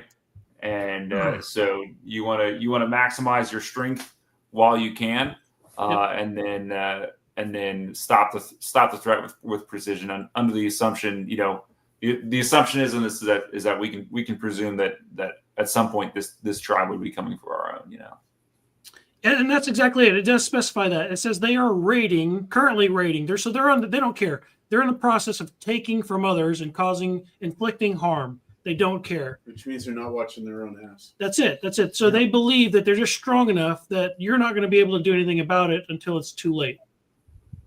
So I agree with you guys. Yes, that's what the AM is for. That is what the Austin. Breaker 19 over. I'm going to need a fire for effect, please. Danger close. Just, do it all. Sam Russell's coming in with the B-52 bomber. He's dropping B-52 F bomber. He's dropping F bombs. He is on the Marine Corps side. Woo! Shooting the 240 out of the B-52 because that makes There sense. is nothing unpatriotic about shooting a B or a B-240 or a 240 Bravo out of a B-52. Man, if you see that the 240 Bravo was the B-52 bomber, if you see it like banking to the left. Yes, that's when you guys need to know. That's not even a C-130. What's happening? I don't understand. This is Air Marshal Austin's new Air Force. Just calm down, bro.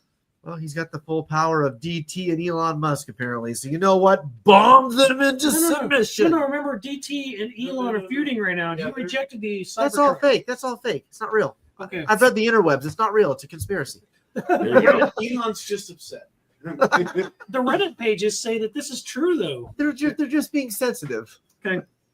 Will, I have a good one for Will. All right, Will. So you are offered a strategic alliance with a group that has a radically different belief system from you. This could be religious or practical. Do you accept for survival's sake, or do you hold to your principles at a potential cost to your own family? Kind of an alliance. It doesn't specify. It just says strategic alliance. So it's obviously a positive alliance that would be in your favor. I mean, if you're not, but you have a different belief system, radically different belief system. So maybe, chunky versus smooth peanut butter. I don't know. Right Twix, left Twix. Yeah. So I think you said it could either be moral or like a philosophical. Like there's different levels of radically different, right? Correct. It's vague by design. If it's something where I fundamentally disagree with them on what is right and what is wrong, I don't think. Wile E. Coyote.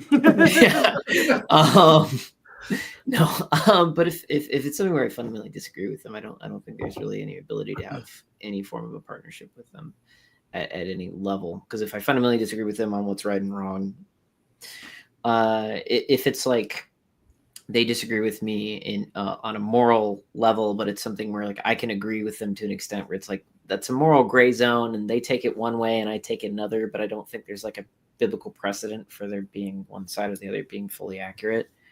Or if it's a philosophical difference where the methodology by which we get to the endpoint is different, but our endpoint is similar, I think there's a lot of areas where I could see that being okay. And then it also depends on the nature of the strategic partnership. Is it one of if you get attacked, I'm going to help you, and if I get attacked, you're going to help me? Or is it, my people and your people are going to mix so much that our philosophies are going to clash, and eventually we're inevitably going to be against each other anyways? So the kind of variables, I think, more at least for kind of my assessment, is going to come down to the details of where is it that I fundamentally disagree with them, and at what level of reasoning am I Earth versus skins, or R versus D, or right. Or Sharia law Muslims versus polygamous Mormons. Yeah. Right. Yeah. Exactly. Wow. Okay. Yeah. So do they believe that there's three heavens and that you can get to one of them and have a bunch of spirit babies or something? That would be a great celebrity death match on MTV. I'd like to see that information. Actually, wow. Pretty good. Yes. Or on the other side, or do they disagree with me on the nature of religion? What makes people? Do they disagree with me on the nature of the spirit? Do they disagree with me on the twofold nature of humans? That there's two distinct categories. What kind of disagreements do we have here? There's only two genders, but where do we disagree? Right? Where is that line? And I think that would determine at what level I could be a partner with them. So it's just kind of it's a scale. I sorry to cop out on that, but there's not a lot of details there either. I think at the end of the day, that's a good answer. That's an acceptable answer. At the end of the day, I'd be very, very open to it as long as it wasn't such a fundamental rift between their belief and my belief that we would morally disagree on important things. I'm grateful you did not say the quintessential answer to the universe. Oh no, I meant I'd shoot them in the face. That's what I meant to say. Sorry. Let me I'll get rid of all. The answer is 42, Will. Sorry. Oh, that's right. All right, so we're getting late in the hour. We'll do a couple more and then we'll wind it down. I'm going to send this one to Bobby. This is a good one for Bobby, okay? So, SSG Spags, you have a friend who's emotionally breaking under the strain. They're a liability in the field.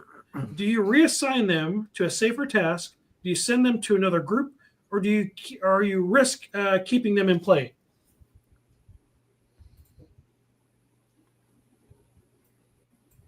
So basically, they're emotionally unstable, they're mentally unstable, and they can't do the job they're currently assigned to. Correct. It says very clearly that they are a liability in the field. Meaning they're a field operative, either a part of maybe they're leading Austin's tweaker force, maybe they're part of Sam's machine gun meat shield. Yes. Yeah. Mm-hmm. Okay, so this question obviously assumes that I'm in charge of them. So I've been put into a position where I'm able to direct people. So look, leadership is all about direction. It's not about command.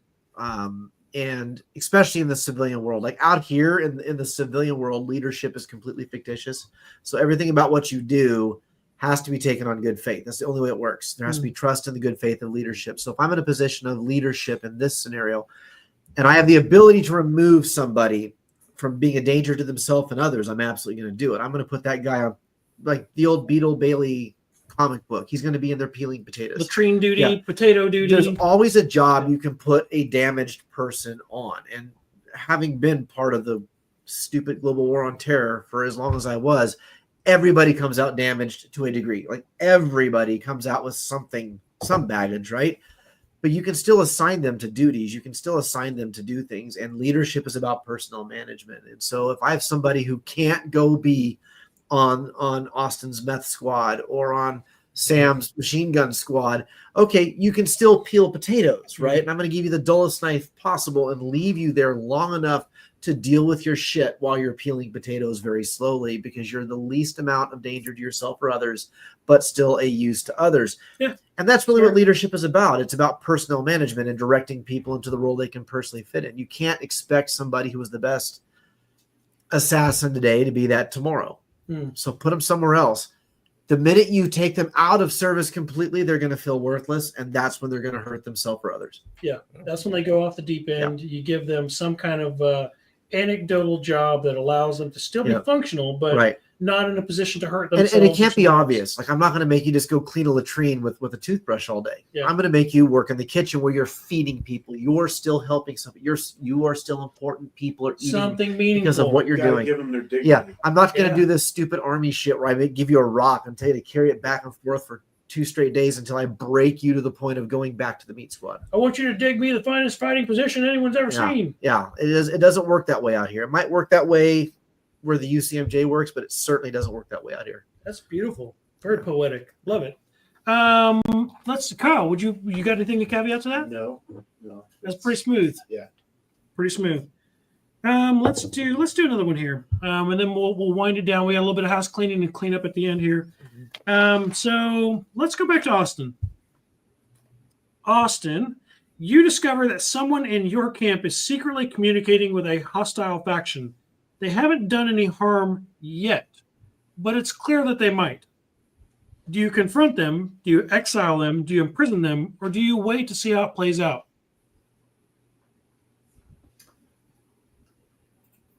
I think that exile and prison are, they're not off the table, but it's not what you jump straight to, right? I think your reasonable options are either wait to see what happens, wait and monitor, or confront directly. In this case, it's going to go into who is this person? Do we see motives? Is it something that, are there things that are important things that are disappearing around them, or is it some high school dude who found a girl in the neighboring camp that's just super interested in her? Like, what's what do we think is happening right now? And so, is it a Romeo and Juliet thing, or is it like is it someone that's feeding intel? Yeah. And so if it's something, I think if it's something we think is feeding intel, that's where we sit back and we monitor, and we try to assess, what they know, what they've passed, who else they're working with, right? Because because where there's that might just be the one thing that we found, and there's actually many more. There's a lot more roots below that plant, right? So that's if we suspect malice, right? If you're genuinely confused and you're just like, I just have no idea why this might be happening. I don't, or maybe is it Romeo and Juliet, is it whatever? That's the thing where you look at confronting it directly, being prepared for all scenarios, for like finding out, hey, this was something that was relatively innocent, or hey, actually, all 7 people in this household are saboteurs, and so you got to walk in there and be ready for both situations. I like it. I like that. Kyle, what about you? How would you handle that one? Repeat the question. So in this regard, you discover that someone in your camp is secretly communicating with a hostile faction. Hostile faction, that's a key word there. They haven't done any harm yet, but it's clear that they may, or they could potentially, because again, it's a hostile faction. Do you confront this person? Do you exile that person? Do you imprison that person? Or do you wait to see how it plays out? I would confront them. Yeah. Why would you confront them, and how? If they're in the group, they're in there for a reason, which means they've already established relationships. They've already got a place in the current group. So I would say next to close out. Huh? Oh yeah. I would say they have a place of value. So I mean, I would want to talk to them directly if they were. I don't know if they were working with a hostile faction. They may not even know that they're doing it intentionally. Mm-hmm. That happens a lot. Because Fiona loves JJ. I'm just saying. Or maybe JJ. You can feed intel without knowing you're feeding intel. Yeah. Because the person receiving it has other intentions, right, than just listening to you complain. So, I would put an end to it. If there's, depending on how that conversation goes, judgment follows is what I would say. That's fair. That's ultra fair. I got one last one for Sam, and then we're going to close out with a couple of quick notes. Sam, this last one's for you. So don't leave us hanging here. Give us a good answer.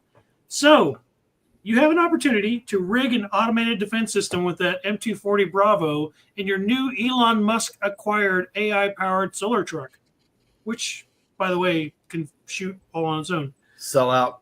And it'll tell us They made it Marpat. I don't know what to tell you. So they got me. You have this automated defense system that you've rigged up from spare parts, sensors, and salvaged electronics that Air Marshal Austin's Tweaker Squad has acquired for you. But it will require abandoning 2 days of perimeter patrols in order to build this. Do you commit to building this long-term solution now, or do you keep the team mobile and reactive? You got your meat shield Marines, and you have to deploy them to building this automated defense system with this Elon Musk powered truck. It would kind of depend on the threat level at the time. If the threat level is really low, I might pull them off. But like the thing that got the Germans was wasting all of their resources on fucking wonder weapons. Yeah, 2-year projects versus 1-year projects. Yeah. Yeah, you got to just do your job. Yeah, you got to just do your job. Yeah, that's fair. That's fair. You're not going to raid Hindustan and look for the Ark of the Covenant to try to go all Indiana Jones. Yeah. I don't blame you. Yep. That's a good one. Yep. Well, that brings us close to the top of the hour. We're really close to 9 o'clock. We've been going for about an hour and a half. We'll do a couple of quick house cleaning things.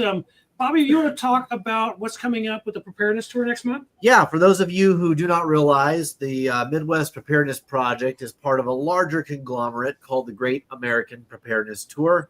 All of us have a token on the tour, and if you go to all 3 events, you are able to collect all 3 tokens. And if you collect all 3 tokens, you will, at the end of the year, get a really cool Mora knife that is laser engraved with the Great American Preparedness Tour on the blade.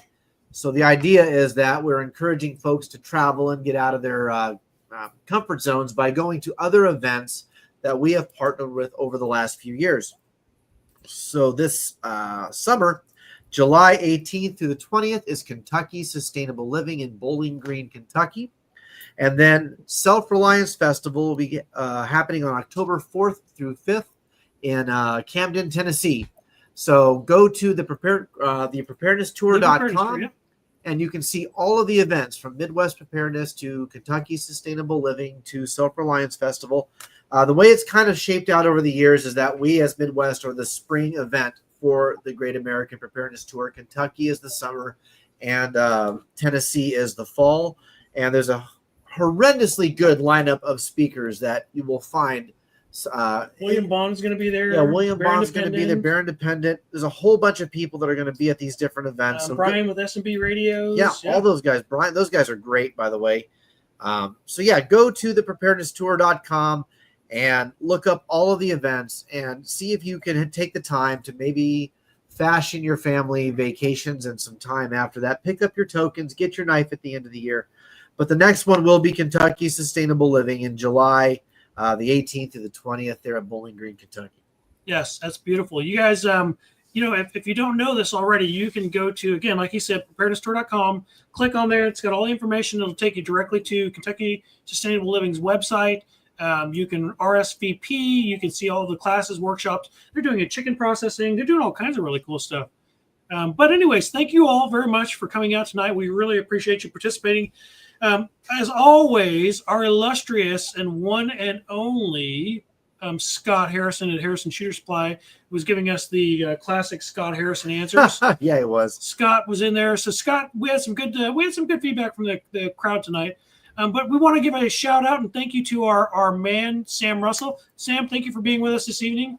Tell us where people can find your YouTube channel and more about you. Yep. Oh, it's my name. If you just put Sam Russell into the YouTube thing, I'll probably be there. And what's the thumbnail? Because isn't there two Sam Russells? Yeah, there are two. There's two Sam Russells. One of them is some like blonde-haired Norwegian-looking guitar player that doesn't have as many subscribers as me, and then one is a picture of me from the end of the small unit tactics class at Tactical Response. So one is you and one's not you. Yeah. That right there is called translation. Oh, yeah, that's beautiful, beautiful. And last but not least, we would like to thank our special guest and mystery guest, Austin. Thank you very much for being here with us this evening, Austin. We got the Gun Garage Firearms.com. Yeah. Austin, tell us where people can find you and what your business is so people know why it is we brought you in tonight. Yep. So we've got a pretty active Facebook page, which is just the Gun Garage. Our YouTube is Gun Garage Kansas, Gun Garage KS. But if you just same thing as Sam, if you just go type in the Gun Garage, you can find our YouTube there. It's kind of a work in process, but I think that you'll find if you follow that here over the next month, you're going to see a big explosion in that. And then you can also get a lot of us in the next month or so on KSNT. But the best way to do it is to come by the store. We're up on Highway 24 in North Topeka. We've got pistol range, we've got rifle range, we've got Milo simulators, we've got instruction. We've got pistols, handguns. Try before you buy. You name it, we've got it. Very cool. And we've been to Austin's store. Oh, yeah. Mm-hmm. Funny story. My son was there with us last time we were there and decided to spend his hard-earned money to buy this M1 Grand stock that was sitting there on the shelf. And he's like, "Dad, can I buy this M1 Grand stock?" I'm like, "What are you going to do with it?" He goes, "I'm going to save my allowance and all the money from chores. I'm going to build an M1 Grand." What did he do? He's got duct tape on it. He takes apart his toy guns and he's cobbled together this ridiculous Fallout 4 style pipe gun on this on this M1 Grand stock that he bought at Gun Garage. But absolutely go see Gun Garage. It's a fantastic gun store. Yes. Man, proud of that kid. What a guy. Love it. It's ridiculous. It is so ridiculous, but he's proud of it. So yes. You know what? At 9 years old, I'm happy he's just cobbling things together. Yes. Will, thank you very much for being with us this evening. You are, as always, the voice of reason, the calm, cool, collected version of what we would all aspire to be someday when we're as cool as you. our man in the chair, Kyle. Thank you very much, Kyle, for being here. All right, ladies and gentlemen, it is close to 9 o'clock. We again appreciate your time. Thank you very much, gentlemen. Stay on the tune, and we will catch you guys all on the next one. Yep. Have a good night, folks. Have a good night. Thank you, guys.